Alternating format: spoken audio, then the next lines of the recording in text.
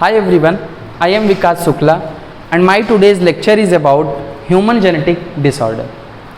Before to discuss human genetic disorder, I want to talk you few things.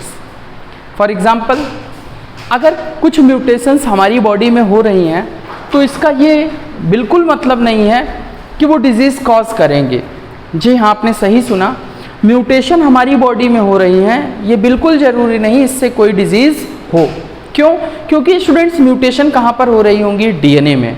और आपको पता है कि whole DNA does not contain the gene. Gene is a segment of DNA. कहने का मतलब पूरा का पूरा डीएनए हमारा जीन नहीं है, पूरा का पूरा डीएनए प्रोटीन नहीं बनाता है। डीएनए के कुछ हिस्से, डीएनए के कुछ फ्रैगमेंट्स ही प्रोटीन बनाने में पार्टिसिपेट करते हैं। तो कहने का मतलब म्यूटेशन जेनेटिक डिसऑर्डर के फॉर्म में सिर्फ तभी एराइज होगी जब म्यूटेशन जीन में हुई हो। Getting my point? और दूसरी चीज़, वो जीन में म्यूटेशन होने के बाद वो वहाँ पर बनने वाली पॉलीपेप्टाइड या अमीनो एसिड को चेंज कर पाए, जैसा कि आप सिकल सेल एनीमिया में देखते थे। Is it clear? आज की क्लास में हम लोग मेंडेलियन डिसऑर्डर और साथ साथ में क्रोमोसोमल डिसऑर्डर के कुछ बेसिक कंसेप्ट समझेंगे। फिर इसके बाद में जो रिमेनिंग पोर्शन मेंडेलियन डिसऑर्डर का है, जो कि फेनिलकेटोन्यूरिया और थैलेसीमिया है, इसे समझेंगे। और फिर इसके बाद में नीट में पूछे गए क्वेश्चंस को सॉल्व करेंगे। आइए समझते हैं ह्यूमन जेनेटिक डिसऑर्डर। स्टूडेंट्स, आपके टाइम को सेव करने के लिए मैंने इसे पहले से लिख रखा है। Human genetic disorders are of two types, divided into two major groups. First one is the Mendelian disorder and the second one is chromosomal disorders. Sir, on the basis of students, अगर point mutation हो रही है या gene mutation हो रही है, उसे हम कहाँ पर कंसीडर आउट करते हैं? In the Mendelian disorder. इस मेंडेलियन डिसऑर्डर्स के एग्जाम्पल सर कौन से हैं? Like haemophilia, colour blindness, sickle cell anaemia, these all are the examples of Mendelian disorders. अभी हम लोग इसी पर फोकस करेंगे, बट एक थोड़ा सा आउटलुक ले लेते हैं क्रोमोसोमल डिसऑर्डर्स का। These chromosomal disorders are what? Students, हमारी बॉडी में, ह्यूमन बींग्स में क्रोमोसोम्स कितने हैं? 46। कितने क्रोमोसोम्स हैं हमारी बॉडी में? 46। स्टूडेंट, ये जो 46 नंबर ऑफ क्रोमोसोम्स हैं, यानी कि 23 पेयर्स ऑफ क्रोमोसोम हैं, इन क्रोमोसोम्स का नंबर बढ़ जाना या फिर घट जाना, यानी कि एक्सेस में हो जाए, कोई भी क्रोमोसोम एक्सेस अमाउंट में प्रेजेंट हो जाए, इसका नंबर इंक्रीज हो जाए, यानी कि 46 से 47 हो जाए। क्या ऐसा हो सकता है? नॉर्मल कंडीशन में नहीं हो सकता है। ये ऐसा हो सकता है ड्यू टू नॉन डिसजंक्शन। किसकी वजह से स्टूडेंट्स? नॉन डिसजंक्शन की वजह से। पहले ये समझें कि क्रोमोसोमल डिसऑर्डर है क्या चीज़। इन जनरल ये डिसऑर्डर लिखते ही आपको समझ में आ गया कि ये बातें कुछ ऑर्डर की नहीं है, ये नॉर्मल कंडीशंस नहीं है। These are the abnormal conditions. These are the abnormal conditions. Abnormal conditions कहने का मतलब ऐसी कंडीशन जो नेचुरली इन जनरल हमारे बायोलॉजिकल सिस्टम में परसिस्ट नहीं करती। क्लियर? बट सीवियर डिजीज की केसेस में इस तरीके की कंडीशंस अराइज होती हैं, उन्हीं कंडीशंस को समझना। तो क्रोमोसोमल डिसऑर्डर में नॉर्मल ह्यूमन बींग्स में क्रोमोसोम्स कितने होते थे? 46। But due to non disjunction, किसकी वजह से स्टूडेंट्स? Non disjunction. ऐसे जैसे आपसे मैंने कहा कि 46 से क्रोमोसोम बढ़ जाएंगे, कहने का मतलब 47 हो जाएगा, या फिर कम हो जाएंगे, डिक्रीज कर जाएगा। डिक्रीज, देखिए क्रोमोसोम का नंबर 46 से बढ़ जाने का मतलब क्या है? 47। यहाँ पर आप देख रहे हैं एक नंबर क्रोमोसोम ऐड हो गया, यानी कि +1 हो गया। 46 में +1 हुआ, 47 हो गया। ये एबनॉर्मल कंडीशन है। ऐसा क्यों हुआ? आपके मन में क्वेश्चन आ रहा होगा कि ऐसा क्यों हुआ। तो स्टूडेंट, इसके होने का रीज़न क्या है? Non disjunction. नॉन डिसजंक्शन क्या है रीज़न? Non disjunction. अभी हम नॉन डिसजंक्शन को भी समझ लेंगे, डोंट वरी। ये मैं इसलिए समझाना चाह रहा हूँ ताकि मैं कोई भी सिंड्रोम बोलूँ तो आप उसे बेसिकली समझ पाओ। तो ध्यान से समझिए हमने क्या समझा। Human genetic disorders are of two types, Mendelian disorders and chromosomal disorders. If mutation occur in the gene, for example, in case of sickle cell anemia, there is a mutation in the gene, so sickle cell anemia is considered in the Mendelian disorder. Getting my point? Examples are the sickle cell anemia, hemophilia, color blindness, thalassemia, etc. Getting my point? We will discuss it. These are what? These are the chromosomal disorders. Chromosomal disorders are what? Due to the improper cell division. Due to the improper cell division properly ना हो पाए, यानी कि meiosis proper ना हो पाए, यानी कि मियोसिस में एबनॉर्मल कंडीशन में नॉन डिसजंक्शन हो जाए। इस शब्द को सुनकर के रखिए, भी मैं एक्सप्लेन करूंगा। क्या हो जाए? नॉन डिसजंक्शन हो जाए। ड्यू टू नॉन डिसजंक्शन क्या होगा? There is a chromosomal abnormality, that is called what? Chromosomal disorder. Is it clear? अब ये जो क्रोमोसोम में डिसऑर्डर हो रहा है, हो सकता है ये 1 to 20 पेयर ऑफ क्रोमोसोम में हो। ये जो क्रोमोसोम में डिसऑर्डर हो रहा है, ये हो सकता है 1 to 22 पेयर्स ऑफ क्रोमोसोम्स के बीच में हो। अगर ये 1 to 22 पेयर्स ऑफ क्रोमोसोम्स के बीच में हो रहा है, आपको पता है 1 to 22 pairs of chromosomes are what? These are the autosomes. These are same in the male and female. So these such kind of abnormalities or disorders are called what? Autosomal abnormalities. There are few examples like the Down syndrome, Patau syndrome, Edwards syndrome, Cry-Ducat syndrome or the myelogenius leukemia. Getting my point? Students, इसे बताने का motive ये है कि आप समझ पाएँ इन सारी डिजीज से आपसे क्वेश्चंस पूछे जाते हैं, किस तरह के होते हैं, मैं आपको एक्सप्लेन करूँगा। अभी के लिए आपको इतना समझना चाहिए आज की क्लास में कि ह्यूमन जेनेटिक डिसऑर्डर्स के 2 मेजर कैटेगरीज हैं, एक मेंडेलियन डिसऑर्डर और दूसरा क्रोमोसोमल डिसऑर्डर। क्लियर? ये जो सिकल सेल एनीमिया, लाइक जो कि आपकी हीमोफीलिया है, कलर ब्लाइंडनेस है, ये सारी कहाँ पर आएंगी? मेंडेलियन में।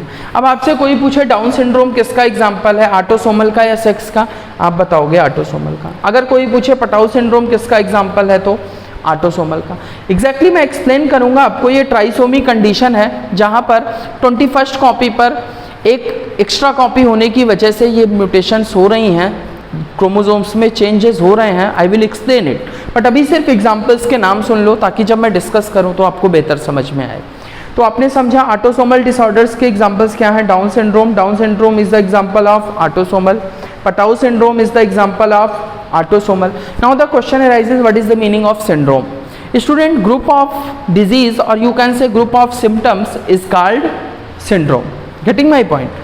Next one is what? Edwards syndrome. It is also the example of autosomal disorders. Cry-Ducat disease. इस disease में आप पढ़ोगे कि जो चाइल्ड है, जो बेबी है, उसमें कैट की तरीके की क्राइंग करने की आवाज़ आती है, म्यू म्यू टाइप से, तो उसे अपन क्या बोलते हैं? Cat cry syndrome. Getting my point? Because the babies crying is like a cat, so it is called cat cry syndrome. Next one is what? Melanogenous leukemia. Leukemia, you know, it is a myelogenous, it is a kind of cancer in our WBC. White blood corpuscles is also known as leukocyte. उसी leucocyte से term derive किया गया है leukaemia. Getting my point? तो यहाँ पर इस case में क्या होगा? कैंसर्स की कंडीशंस बनेंगे. Getting my point? Next one is what? Sex chromosomal abnormalities. कहने का मतलब अभी तक ये ऑटोसोमल्स पे जो डिजीजेज रिपोर्टेड हैं, जहाँ पर रिसर्च हुई हैं, ये उन क्रोमोसोम्स पर म्यूटेशन हो रही है जो कि हमारे सेक्सुअल क्रोमोसोम्स हैं, यानी कि हमारे कैसे क्रोमोसोम्स हैं स्टूडेंट्स? एलोसोम्स हैं. कैसे हैं स्टूडेंट्स? एलोसोम्स हैं. Remember this point, allosomes are also known as sex chromosomes. Getting my point? These are the allosomes and allosomes are also known as sex chromosomes. The examples are Turner syndrome, Klinefelter syndrome. Super females are not very Superman type things. These are what? There is an extra copy of the X chromosome. I will discuss it in later. Next one is what? Super males, they have poly Y males chromosomes. Is it clear? तो ध्यान से समझे आपने क्या क्या सीखा. इस pictorial diagram के थ्रू मैं आपको ये समझाना चाहता था कि इतनी डिजीजेस के बारे में हम लोग समझेंगे. क्लियर? अब मैं 1 by 1 आपको डाउन सिंड्रोम एक्सप्लेन करूंगा, पटाउ सिंड्रोम. पहले ऑटोसोमल एबनॉर्मेलिटीज कवर अप करेंगे, फिर sex chromosomal abnormalities cover up करेंगे. और एग्जैक्टली आपको करना क्या है? आपकी एनसीईआरटी में सारी डिजीजेस दी हुई हैं. एग्जैक्टली उनका फॉर्मेट ऐसा नहीं है, लेकिन आपसे एग्जाम में क्वेश्चन पूछ लिया जाता है. जैसे क्वेश्चन क्या पूछा जाएगा? Down syndrome, Patau syndrome, Edward syndrome, और यहाँ पर दे दिया जाएगा आपको टर्नर सिंड्रोम। क्लियर, 4 ऑप्शंस बना लिए जाएंगे और आपसे कहा जाएगा which among the following is not a autosomal abnormalities, or you can say which among the following is not a autosomal chromosomal disorder। Clear, कौन सा ऑटोसोमल डिसऑर्डर नहीं है? तो आप कब बता पाओगे? जब आपको ऑटोसोमल डिसऑर्डर्स के ये सारे एग्जांपल्स याद हों। I will share you tricks, वो ट्रिक्स भी मैं बताऊंगा कि कैसे इनको डिजीज़ हैं, इनके सिम्टम्स को, इन चीज़ों को आपको याद रखना है। बट एक बार आप इस लेक्चर को कंप्लीट करने के बाद प्लीज़ एनसीईआरटी में ये जो डाउन सिंड्रोम, क्लिनफेल्टर सिंड्रोम, कुछ सिंड्रोम इनमें से दिए हैं, एग्जैक्टली वही आपके नीट में पूछे जाएंगे, बट आपको ये सारी इन्फॉर्मेशन होनी चाहिए क्योंकि कई बार वो एग्ज़ाम्स में आपको पता है 10 क्वेश्चंस बियॉन्ड एनसीईआरटी भी रहते हैं, तो उन्हें कवरअप करने की कोशिश की। Getting my point? तो इसे स्टूडेंट्स इरेज कर सकते हैं अपन। आपने समझा कि ह्यूमन जेनेटिक डिसऑर्डर्स की 2 मेजर कैटेगरीज थी, chromosomal disorders and Mendelian disorder. Chromosomal disorder में आपने समझा ऑटोसोमल एबनॉर्मेलिटीज़ हैं और कुछ सेक्स क्रोमोसोमल एबनॉर्मेलिटीज़ हैं, और इनके एग्जाम्पल्स के नाम समझे हैं आपने अभी तक। क्लियर? तो आइए इसे भी समझ लेते हैं कि ये जो क्रोमोसोमल डिसऑर्डर्स हैं ये क्यों हो रहे हैं या कैसे हो रहे हैं। Getting my point? आइए समझते हैं स्टूडेंट्स। जैसा कि अभी मैंने आपको बताया कि ये जो क्रोमोसोमल डिसऑर्डर्स हैं, ये जो क्रोमोसोमल डिसऑर्डर हैं, इस केस में क्या होगा, इन जनरल जैसे ह्यूमन बींग्स की बॉडी में, अगर आपकी बॉडी में, मेरी बॉडी में क्रोमोसोम्स कितने होते हैं? 46। ये जो 46 क्रोमोसोम्स हैं, ये क्रोमोसोम हो सकता है इन क्रोमोसोम्स का नंबर इंक्रीज कर जाए, यानी कि क्रोमोसोम का नंबर क्या हो जाए? बढ़ जाए। ऐसा भी हो सकता है कि इन क्रोमोसोम्स का नंबर डिक्रीज कर जाए।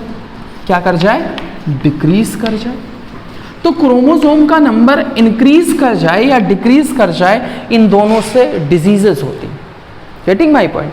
तो आपके मन में आ रहा होगा कि सर क्रोमोसोम का नंबर इंक्रीज हो जाए मतलब कि 46 से बढ़ करके ये क्रोमोसोम का नंबर 47 हो जाए तो भी प्रॉब्लम होगी। और अगर ये क्रोमोसोम का नंबर कम हो जाए यानी कि 45 हो जाए, इस केस में भी डिजीज होगी।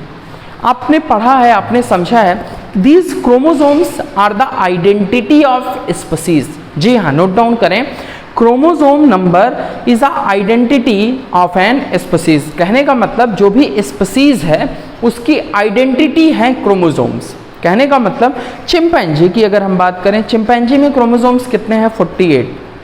हमारी बॉडी में क्रोमोसोम्स कितने हैं? 46। Getting my point? तो आप समझ पा रहे होंगे कि सिर्फ एक पेयर ऑफ क्रोमोसोम एक्स्ट्रा हुआ है चिंपैंजी में, इससे कितने ज़्यादा फेनोटिपिक कैरेक्टर्स में डिफरेंसेस देखने को मिल रहे हैं चिंपैंजी और ह्यूमंस बीइंग में। Getting my point? तो यहाँ से मैं आपको सिर्फ एक ही पॉइंट सिखाना चाह रहा था कि क्रोमोसोम हर स्पीसीज का स्पेसिफिक है। Due to defect in the chromosomes, it will leads to the severe symptoms or you can say severe disease in the adult human beings में severe diseases देखने को मिलेंगे। तो यहाँ पर आपने सिर्फ इतना समझना था कि जो क्रोमोसोम का नंबर ह्यूमन बींग्स में अगर 46 है तो ये हमेशा 46 ही होना चाहिए ताकि ज़िंदगी अच्छे से चल सके, लाइफ अच्छे से चल सके। अगर इन क्रोमोसोम के नंबर में चेंज होगा तो फिर प्रॉब्लम्स आएंगी। Getting my point? अब समझना है कि ये चेंजेस सर आते क्यों हैं। पहली बात तो आपको ये बात समझ में आ चुकी है कि ये जो क्रोमोसोम्स का बढ़ जाना या कम होना है ये एबनॉर्मल कंडीशन है, ये नॉर्मल नेचुरल कंडीशन नहीं है। तो ये एबनॉर्मल कंडीशन है सर, लेकिन ये एबनॉर्मल कंडीशन आएगी क्यों? कोई प्रोसेस होगी? जी हाँ, ड्यू टू ये जो एबनॉर्मल कंडीशन हो रही है, ये जो यहाँ पर आप देख पा रहे हैं कि क्रोमोसोम नंबर्स बढ़ जा रहे हैं, क्रोमोसोमल डिसऑर्डर एराइज हो रहा है। अगर मैं सिंपली बोलूँ ये ऐसा क्यों हो रहा है? वाई क्रोमोसोमल डिसऑर्डर्स एराइज क्यों हो रहे हैं? तो answer is due to non disjunction. Due to non disjunction किसकी वजह से स्टूडेंट? नॉन डिसजंक्शन की वजह से। इस बात को आप लोग याद कर पाएंगे? जी हाँ, किसकी वजह से? Due to non disjunction. Clear है? ये जो नॉन डिसजंक्शन है सर ये क्या है? ध्यान से समझे। मियोसिस फर्स्ट के टाइम पे ये जो क्रोमोसोम्स हैं ये आपस में सेपरेट नहीं हो पाते हैं। ये क्रोमोसोम्स क्योंकि सेपरेट नहीं हो पाते हैं प्रॉपरली, इस वजह से जैसे कि आपको पता है जनरली एक कॉपी फीमेल से आती है, एक कॉपी मेल से आती है, तो वहाँ पर एक एक्स्ट्रा कॉपी आ जाती है। क्लियर? तो ये जो नॉन डिसजंक्शंस हैं मियोसिस फर्स्ट इम्प्रॉपर होने की वजह से, मियोसिस फर्स्ट में एबनॉर्मेलिटी आने की वजह से, एबनॉर्मेलिटी आने की वजह से ट्राइसोमी कंडीशन क्रिएट हो जाती है। जी हाँ, ये पॉइंट, ये शब्द इंपॉर्टेंट है। ट्राइसोमी कंडीशंस अराइज हो जाते हैं। कौन सी कंडीशन अराइज हो जाती हैं? Trisomy conditions. Getting my point? ये ट्राइसोमी कंडीशन क्या है? जैसे अभी हम लोग डिटेल में कवरअप करेंगे। अभी आप लोगों ने नाम सुना था डाउन सिंड्रोम का, सुना था? जी हाँ। ये जो डाउन सिंड्रोम है, यहाँ पर आप एनसीईआरटी रीड करके आप मुझे बताइएगा कमेंट में कि यहाँ पर आप पढ़ोगे कि 21st ट्राइसोमी कंडीशन। कैसी कंडीशन है?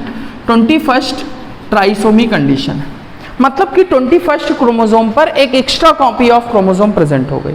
वहाँ पर 2 की जगह से 3 हो गए, जिसकी वजह से 46 के प्लेस पे 47 क्रोमोसोम्स हो गए। Getting my point? ओके, तो आपको ये पॉइंट समझ में आ गए। ये जो क्रोमोसोमल डिसऑर्डर्स हैं ये क्यों हुए? Due to the non disjunction हुए। नॉन डिसजंक्शन कहाँ पर हुआ, क्यों हुआ?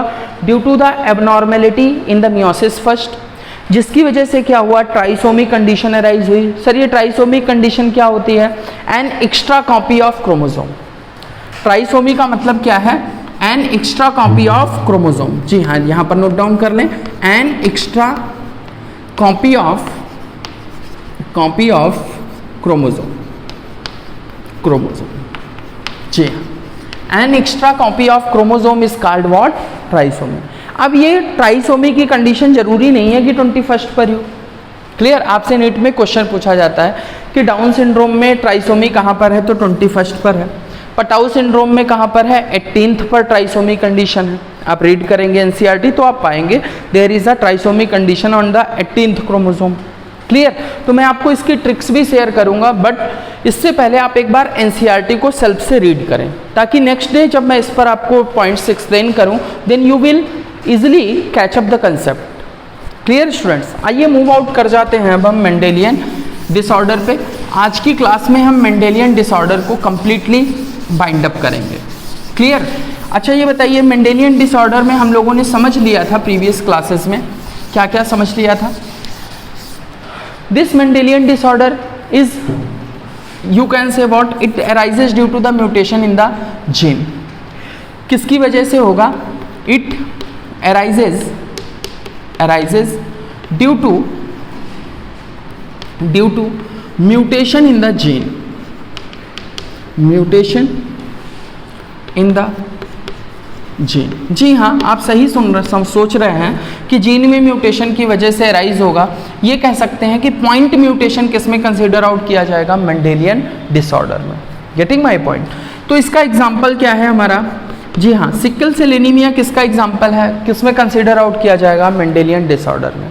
स्टूडेंट ये जो छोटी छोटी लाइनें आपको लग रही होंगी, सिकल सेल एनीमिया को मैं SCA से लिख सकता हूँ, आप समझ जाओगे। Sickle cell anaemia point mutation का एग्जाम्पल है, इस पर ऑलरेडी अपन मोर देन इनफ डिस्कशन कर चुके हैं। ये जो सिकल सेल एनीमिया है, आपको स्टेटमेंट मिल सकता है is an example of Mendelian disorder. Statement correct है। हो सकता है आपको स्टेटमेंट मिल जाए sickle cell anaemia is a example of chromosomal disorder, then the statement is wrong। Getting my point?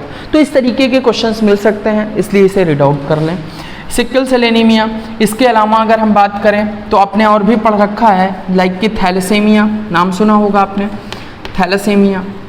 जी हाँ, इसके साथ साथ में आपने क्या समझा हुआ है? Phenylketonuria, phenylketonuria. जी हाँ, ये हो सकता है आपके लिए नया हो। फेनिल केटोन्यूरिया पे भी हमने शायद डिस्कशन नहीं किया है, तो अभी इसे डिस्कस करेंगे। Phenylketonuria. क्लियर? इसके साथ साथ में haemophilia, haemophilia. Next one is the colour blindness etcetera. जी हाँ, colour blindness etcetera, colour blindness etcetera. Getting my point students? ध्यान से समझें। मेंडेलियन डिसऑर्डर्स में क्या होगा, म्यूटेशन होगी कहाँ पर, जीन में। जीन में म्यूटेशन की वजह से कुछ चेंजेस आएंगे, डिजीज़ होगी, उन्हें हम किस ऑर्डर में रखेंगे, किस डिसऑर्डर में रखेंगे, मेंडेलियन डिसऑर्डर में। इसके एग्जांपल्स हैं sickle cell anaemia, thalassaemia, phenylketonuria, haemophilia and the colour blindness etcetera. हम कलर ब्लाइंडनेस, हीमोफीलिया अच्छे से डिस्कस कर चुके हैं। हम लोगों ने सिकल सेल एनीमिया भी डिस्कस किया हुआ है। हम लोगों को थैलेसीमिया और फेनिलकेटोन्यूरिया आज की क्लास में बाइंड अप करना है। तो आइए सबसे पहले फेनिलकेटोन्यूरिया देख लेते हैं कि फेनिलकेटोन्यूरिया क्या है, क्यों होती है, इस डिजीज़ से बचने के लिए हम क्या कर सकते हैं और how to protect our self with this disorder. अगर मैं बात करूं मेंडेलियन डिसऑर्डर और क्रोमोसोमल डिसऑर्डर की, मेंडेलियन डिसऑर्डर के केस में पेडिग्री एनालिसिस अप्लाई होती है। पेडिग्री एनालिसिस क्या है, पेडिग्री एनालिसिस एक टेक्निक है, एक तरीका है जिसके थ्रू हम फैमिली हिस्ट्री को पता करते हैं। जी हाँ, किसे पता करते हैं, फैमिली हिस्ट्री को। पेडिग्री एनालिसिस अपन रीड आउट करेंगे, बट क्रोमोसोमल डिसऑर्डर में पेडिग्री एनालिसिस एप्लीकेबल नहीं है। सिर्फ एक लाइन आपको समझनी है कि पेडिग्री एनालिसिस मेंडेलियन डिसऑर्डर में एप्लीकेबल है, but it is not applicable in chromosomal disorder. Clear? इस बात को आप कब समझेंगे, इस लाइन का मतलब जब मैं आपको पेडिग्री एनालिसिस पढ़ाऊंगा।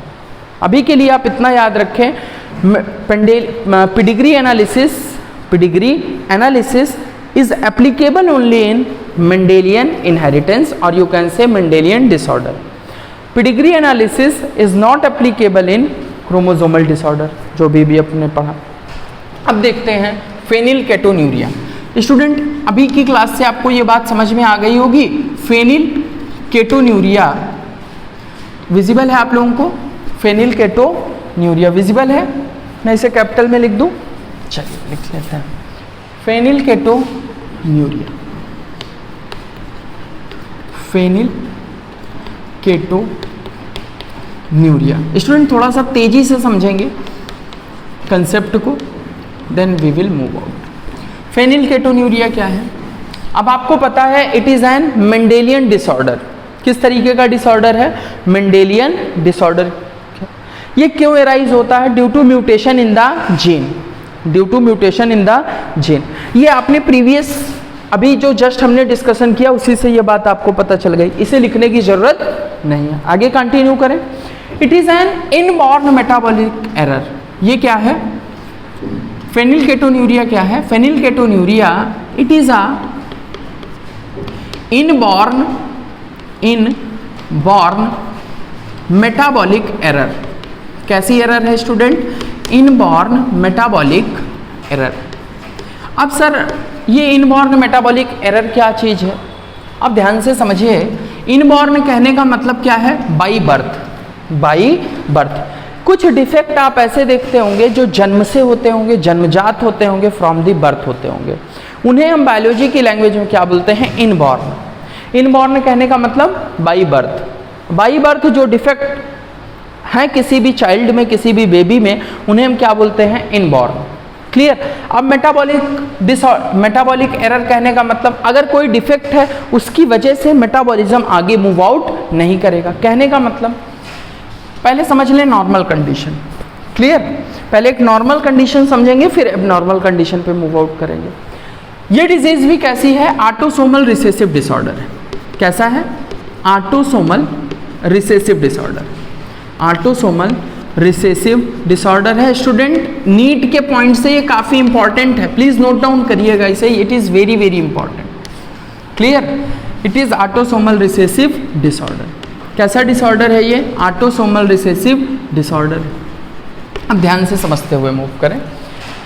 अब फेनिलकेटोन्यूरिया के केस में होता क्या है, पहले हम नॉर्मल कंडीशन समझ लें तभी हम डिजीज की कंडीशन समझ पाएंगे। तो in general, in normal condition हम पहले समझते हैं। इन जनरल कहने का मतलब in normal condition. Normal condition लिख दें तो आप बेहतर समझेंगे, यानी कि अगर बेबी हेल्दी है उस केस में क्या हो रहा होगा। क्लियर? हमारी बॉडी में सिंथेसिस होती है different types of amino acids की। These amino acids are the building block of proteins.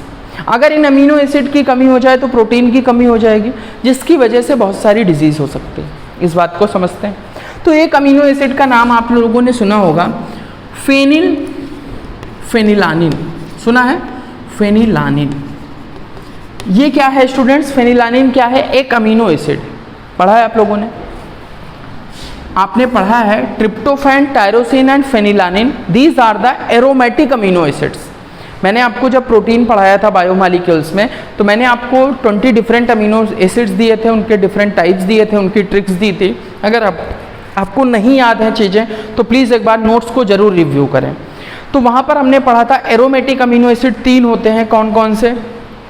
Tryptophan, tyrosine और फेनिलैनिन। वहाँ से जो तीसरा अमीनो एसिड है फेनिलएलानिन, फेनिलानिन, इस फेनिलानिन एसिड का जनरली कन्वर्जन होता है किसमें? टायरोसिन में। किसमें?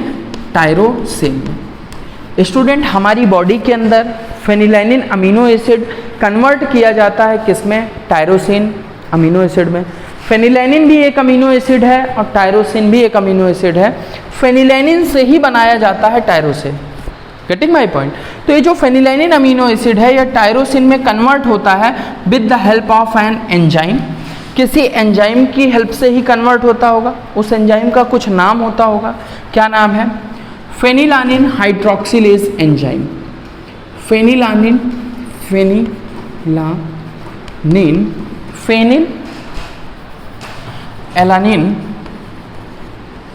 फेनिलएलानिन हाइड्रोक्सिलेज एंजाइम।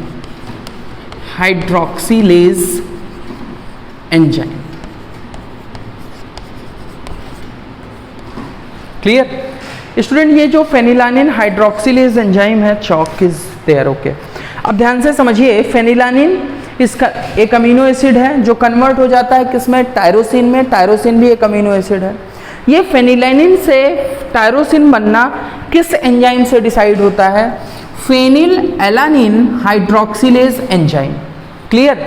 फेनिलैनिन हाइड्रोक्सिलेज एंजाइम, जिसे मैं शॉर्ट में क्या लिख दूंगा? फेनिलएलानिन हाइड्रोक्सिलेज को PAH। आप समझ जाएंगे। Phenylalanine hydroxylase enzyme. ये फेनिलएलानिन हाइड्रोक्सिलेज एंजाइम क्या करता है? ये कन्वर्ट करता है, ये फेनिलएलानिन हाइड्रोक्सिलेज एंजाइम फेनिलैनिन को टायरोसिन में कन्वर्ट करता है नॉर्मल कंडीशन में, जब कोई भी डिजीज नहीं होती है। अब ये जो फेनिलएलानिन हाइड्रोक्सिलेज है एंजाइम है, अगर मैं आपसे पूछूं ये एंजाइम कहाँ से आता है, तो आप कहोगे कि सर जीन से आता है। ऑब्वियसली जीन क्या बनाती है? प्रोटीन। और आपने पढ़ा है enzymes are the protein, exception is ribozymes. All enzymes are protein except ribozyme. तो जाहिर सी बात है, समझने की बात है कि ये जो फेनिलएलानिन हाइड्रोक्सिलेज एंजाइम है ये कहाँ से आ रहा होगा? किसी जीन से आ रहा होगा। उस जीन का नाम क्या है? PAH, यानी कि फेनिलएलानिन हाइड्रोक्सिलेज एंजाइम की जीन। ये जीन कहाँ पर प्रेजेंट है student? This gene is located in the DNA। In normal condition ये फेनोमेनन चल रहा होता है। क्लियर? अब ये जो नॉर्मल कंडीशन थी, चलती रहती है प्रोसेस, टायरोसिन बनता रहता है, फेनिलैनिन, कोई भी दिक्कत नहीं आती। लेकिन फेनिलकेटोन्यूरिया के केस में, किस केस में?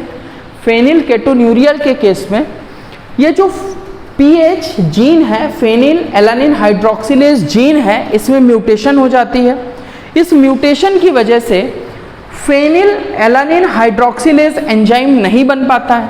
अब आप बताइए, अगर फेनिलएलानिन हाइड्रोक्सिलेज एंजाइम नहीं बन पाएगा तो क्या टायरोसिन में कन्वर्जन हो पाएगा फेनिलैनिन का? जी नहीं हो पाएगा, क्योंकि फेनिलैनिन टायरोसिन में बदला जा पाए इसके लिए फेनिल हाइड्रोक्सिलेज एंजाइम का होना जरूरी है।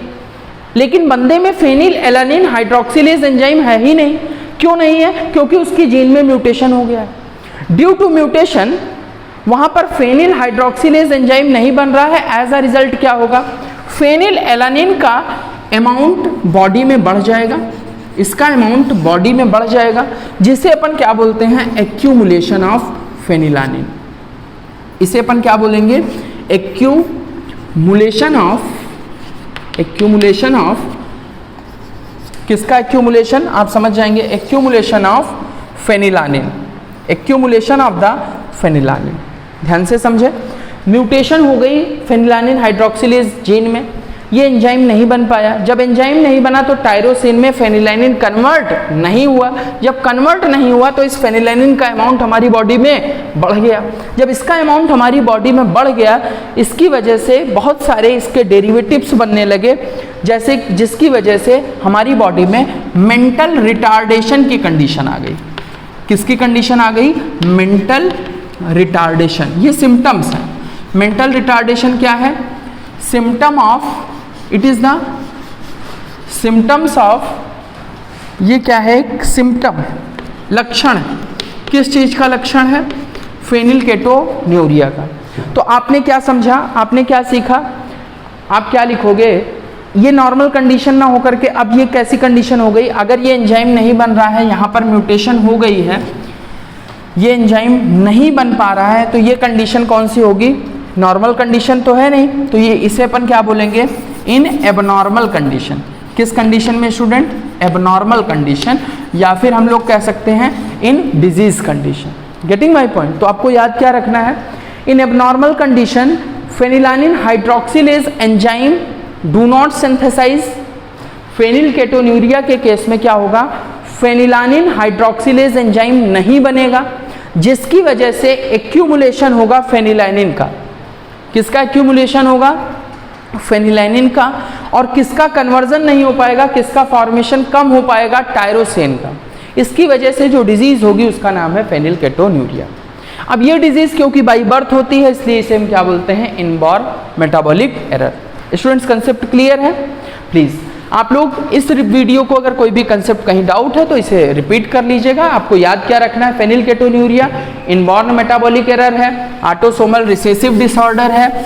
यहाँ पर जो सिम्टम्स हैं वो मेंटल रिटार्डेशन है। जो यूरिन का कलर है पर्सन का वो कैसा हो जाएगा? ब्लैक हो जाएगा। ऐसा क्यों हो रहा है? Due to the absence of phenylalanine hydroxylase enzyme. ये एंजाइम क्यों नहीं आ पाया? क्योंकि phenylalanine acid alanine hydroxylase gene absent थी, या फिर काम नहीं कर पा रही थी। एब्सेंट नहीं कहेंगे, कहेंगे कि ये काम नहीं कर रही थी, ये फंक्शनल नहीं थी ड्यू टू म्यूटेशन। क्लियर? जिसकी वजह से फेनिलैनिन का क्या हो जाएगा? एक्यूमुलेशन हो जाएगा in our body. As a result we will suffer with the phenylketonuria. Clear? अब थोड़ा सा एक डिजीज की और बात कर लेते हैं, थैलासीमिया की, देन क्वेश्चन टैकल करेंगे क्योंकि टाइम काफ़ी ज़्यादा हो रहा है। क्लियर? अब ध्यान से समझे थैलासीमिया क्या है। थैलासीमिया भी स्टूडेंट्स ऑटोसोमल रिसेसिव डिसऑर्डर है, समझ जाएंगे। It is the autosomal recessive disorder. Autosomal recessive disorder. Clear? Thalassaemia जो होता है ये भी हीमोग्लोबिन जीन से ही रिलेटेड है। स्टूडेंट, यहाँ पर कंफ्यूजन होता है स्टूडेंट्स को, हीमोग्लोबिन जीन से ही कौन सी डिजीज रिलेटेड थी? Sickle cell anaemia. लेकिन इन दोनों डिजीज में डिफरेंस है। वो डिफरेंस कौन सा है? ये जो थैलासीमिया है ये कैसा डिसऑर्डर है? क्वांटिटेटिव डिसऑर्डर है। ध्यान से समझिएगा, कैसा डिसऑर्डर है? क्वांटिटेटिव डिसऑर्डर है। कैसा डिसऑर्डर है? क्वांटिटेटिव डिसऑर्डर है। इस क्वांटिटेटिव डिसऑर्डर के होने की वजह से, क्वांटिटेटिव डिसऑर्डर होने की वजह से स्टूडेंट्स 3 मिनट ही हैं, अपन को जल्दी से वीडियो वाइंड अप करना है, तो प्लीज़ तेज़ी से समझिए। क्लियर? बिकॉज फिर अपलोड करने में भी कुछ प्रॉब्लम्स होती हैं, तो फिर अपन को कम टाइम में ज़्यादा चीज़ें सिखानी है, तो ध्यान से समझिए। थैलासीमिया कैसी डिजीज़ है? ऑटोसोमल रिसेसिव डिसऑर्डर है। समझ जाओगे आप लोग, फुल फॉर्म लिखिएगा। ये जो ऑटोसोमल रिसेसिव डिसऑर्डर है, इस केस में म्यूटेशन कहाँ पर होगी? हीमोग्लोबिन जीन में होगी। रिमेंबर दिस पॉइंट, हीमोग्लोबिन में ही सिकल सेल एनीमिया में भी डिफरेंस होगा, म्यूटेशन होगी। सिकल सेल एनीमिया में भी हीमोग्लोबिन जीन पर ही म्यूटेशन होती थी, जहाँ पर आप देखते थे glutamic acid is replaced by the valine. But difference क्या था? सिकल सेल एनीमिया में आपको पता है जो ग्लूटामिक एसिड है, कौन सा अमीनो एसिड? Glutamic acid. ये क्या है? एक अमीनो एसिड है, that is glutamic acid is replaced bye valine. Replaced by valine. ये किससे रिप्लेस कर दिया जाता था स्टूडेंट? वैलिन नाम के अमीनो एसिड से। पढ़ा है आपने? तो जिसकी वजह से quality of the haemoglobin will be change, जिसकी वजह से क्वालिटी चेंज होती थी। क्या चेंज होती थी? क्वालिटी चेंज होती थी। इसीलिए हम सिकल सेल एनीमिया को क्या बोलते थे? Qualitative disorder. कैसा डिसऑर्डर बोलते थे? Qualitative disorder. Getting my point? और सिमिलरली यहाँ पर हम क्या देख रहे हैं, हीमोग्लोबिन जीन की क्वांटिटी में चेंज आ रहा है, इसीलिए इसको हम क्या बोलते हैं, क्वांटिटेटिव डिसऑर्डर। कहने का मतलब थैलेसीमिया के केस में क्या होगा, ड्यू टू म्यूटेशन की वजह से, अब ये म्यूटेशन कैसी भी हो सकती है, डिलीशन भी हो सकती है। अब ये जो due to the mutation haemoglobin, और you can say there is less synthesis of globin, there is due to mutation there is less synthesis of globin, less synthesis of, समझ जाएंगे आप लोग, less synthesis, मैं इसे ऐसे ही लिख रहा हूँ आप समझ जाइएगा, less synthesis of globin। किसकी लेस सिंथेसिस होगी स्टूडेंट, ग्लोबिन की। क्लियर। अब क्योंकि ये जो ग्लोबिन की सिंथेसिस, अगर अल्फा ग्लोबिन की सिंथेसिस कम हो, अगर अल्फा ग्लोबिन की सिंथेसिस कम हो, आपको पता है हीमोग्लोबिन 4 पॉलीपेप्टाइड है, 2 अल्फा एंड 2 बीटा। क्लियर। अगर अल्फा ग्लोबिन की सिंथेसिस कम हो, तो उसे हम क्या बोलते हैं, alpha thalassaemia.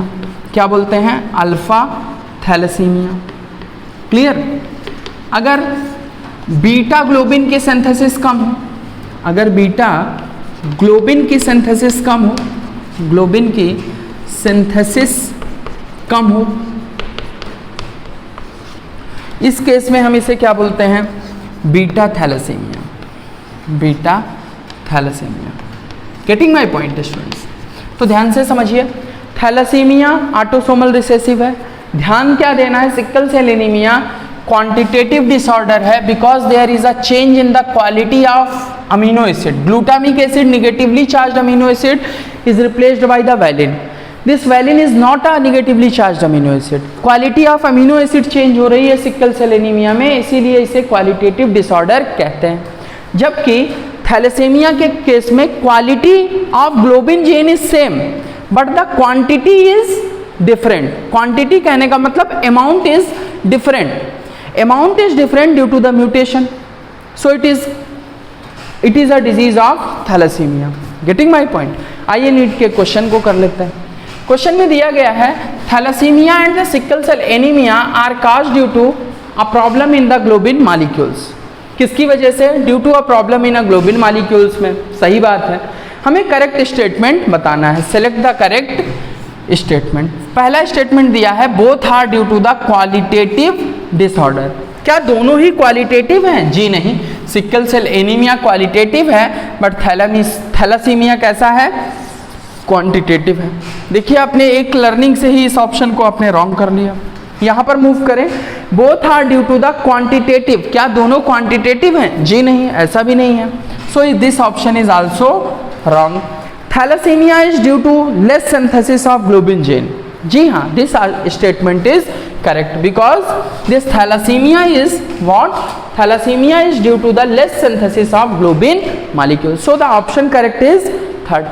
Fourth option space कम था तो शायद नहीं लिखा मैंने, तो फोर्थ ऑप्शन यहाँ पर और क्या बनाया जा सकता है, इस तरह से कह सकते हैं sickle cell anaemia is a quantitative disorder. This statement is also wrong. तो आपने देखा एक छोटे से कंसेप्ट से क्वालिटी और क्वांटिटी, इसी टर्म से 4 मार्क्स का आपका नीट का क्वेश्चन प्रिपेयर हुआ। तो students, understanding is always important. Keep learning, concept को अच्छे से समझें। प्लीज़ वीडियो को लाइक करें और अपने अच्छे कमेंट्स देते रहें, ये मेरे लिए एज अ टॉनिक वर्क करते हैं। If you have any doubt then you can ask me personally. Thanks students.